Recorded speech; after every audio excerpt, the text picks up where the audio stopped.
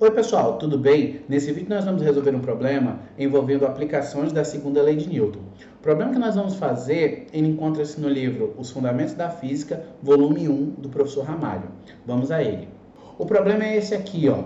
Ele traz pra gente um sistema mecânico onde os atritos e as massas do fio e das polias são desprezíveis. Ele me dá o valor da força F e das massas M1 e M2. Ele quer saber a tração no fio e a aceleração do sistema. Então, eu preciso calcular a aceleração de um desses dois blocos, que eu já estaria calculando a aceleração do sistema, e também o valor da tração aqui no fio. Para resolver esse tipo de problema, assim como os outros envolvendo leis de Newton, o primeiro passo é desenhar as forças. Então, aí no caderno de vocês, comecem aí identificando as forças, fazendo aí um vetor para cada uma das forças. Então, eu tenho aqui no caso a força peso, que vai estar atuando em cada um dos blocos. Então, eu tenho aqui o P1 e aqui o P2. Essa força vai estar sempre vertical para baixo. Eu tenho aqui a força normal, que é a força que a superfície de contato aplica aqui no bloco, ó. Ela vai ser sempre perpendicular à superfície. Notem no bloco M2 como ele não está em contato com a superfície, então nele eu não tenho força normal. Outra força que vai aparecer aí vai ser a tração no fio. E aí eu deixo para vocês a seguinte dica. A tração ela vai ser a mesma nas extremidades de um mesmo fio. Se a gente considerar ali que a massa do fio é desprezível e que a massa das polias também é desprezível, então você vai poder considerar que você vai ter ali a mesma tração ao longo do fio. Então, as extremidades vão ter o mesmo valor da tração. Eu vou colocar aqui uma tração e aqui a outra, tudo bem? Então, essas duas trações, elas vão ser iguais. Agora que a gente já fez isso, a gente vai para o nosso segundo passo, que é identificar uma provável direção para o movimento e adotar um sentido como positivo e o outro como negativo. Nesse caso, o nosso segundo passo vai ser identificar uma direção para o provável movimento, porque eu não tenho uma situação de equilíbrio. Eu tenho uma situação que o objeto ele está se movimentando. Isso é importante, pessoal. Se fosse uma situação de equilíbrio, seria uma situação em que o objeto está com a velocidade constante ou que ele esteja em repouso. Como está em movimento aqui, em movimento acelerado, eu vou ter que usar o segundo passo dessa forma aqui. Eu vou identificar uma direção para o movimento e vou adotar um sentido como positivo e o outro como negativo. Eu gosto de fazer o seguinte, eu gosto de adotar como positivo o sentido em que provavelmente o objeto vai se mover e o sentido negativo, o sentido contrário. Por quê? Porque isso ajuda no terceiro passo, que é aplicar a segunda lei de Newton. A gente sabe que a segunda lei de Newton, ela pode ser escrita dessa forma aqui, né? Onde eu tenho desse lado a força resultante e aqui o produto da massa pela aceleração.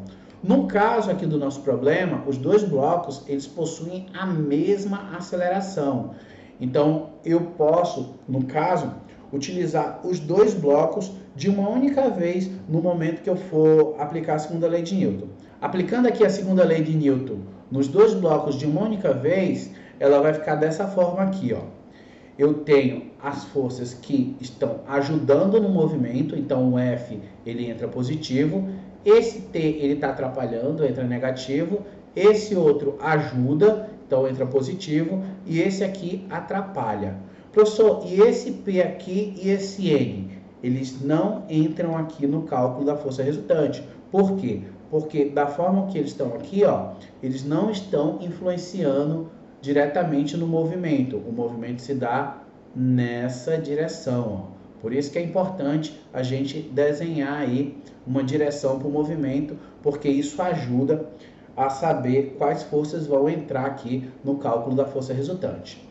Nesse outro lado, eu tenho um produto da massa pela aceleração. A massa que eu vou usar vai ser a massa dos dois blocos. Por quê? Porque eu usei as forças que estão nos dois blocos, tudo bem? Então aqui, ó, eu fiz M1 mais M2. Agora, eu posso cancelar aqui as trações, já que elas são iguais. E eu vou reescrever o meu P2 como M2 vezes G. A gente sabe que a gente pode escrever sempre o peso igual a massa vezes a gravidade. Agora eu vou isolar a minha aceleração. Então a minha aceleração vai ser isso aqui dividido pela soma das massas. Vou substituir os valores. Então a gente já sabe que o F vale 500.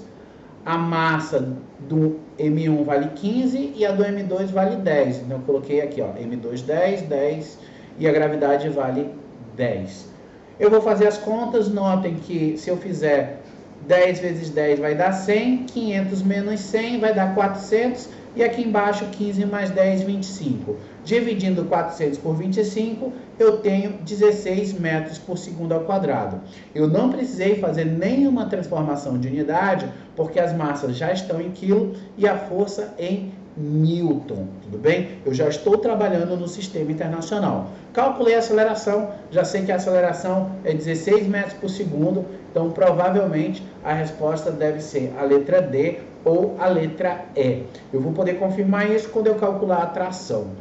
No cálculo da tração, o que é que eu vou fazer? Eu vou aplicar a segunda lei de Newton em um dos blocos. Por quê? Porque se eu aplicar a lei de Newton nos dois blocos, vocês viram que o valor da tração some. Eu vou cancelar ali as trações na hora que eu faço as contas. Então é importante, na hora de calcular a tração, você usar apenas um dos blocos. Eu posso escolher qualquer um, eu vou escolher o M2. Professor, por que o senhor escolheu o M2? Porque o M2 ele está mais fácil. Ó. Aqui eu tenho várias forças no M1. Aqui fica fácil de ver, quando eu for aplicar a segunda lei, que a força resultante vai ser a tração positiva, já que influencia de forma positiva no movimento, menos o P2, que influencia de forma negativa. Desse outro lado, aparece só a massa do M2, já que eu usei as forças que estão só nele. E a aceleração aqui? A aceleração é a mesma aceleração que eu calculei para o sistema. Por quê? Os dois blocos possuem a mesma aceleração. Eu vou ter aqui P2 igual a M2 vezes G. E eu posso agora isolar a minha tração. Então, isolando a tração, eu tenho isso aqui, ó. Vou substituir os valores que eu tenho. M2 é 10, a aceleração eu já calculei que era 16. O G é 10. Eu vou fazer essas contas, eu vou ter aqui 100 e aqui eu vou ter 160. Eu vou ter 260 newtons. Essa aqui é a minha resposta, logo a minha resposta é a letra B.